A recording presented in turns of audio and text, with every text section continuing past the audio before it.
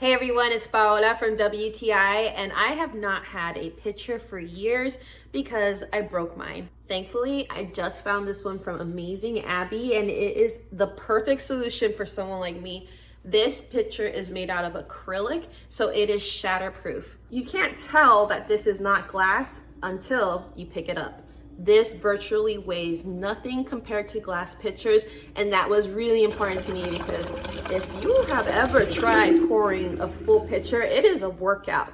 This is still a lot of water, so it's quite a bit heavy, but the pitcher itself, I don't have to worry about, and it's shatterproof. Exactly what I needed. And I love the wide mouth design because it's perfect for getting ice from the fridge, and the fact that it's not too tall means it fits in there too.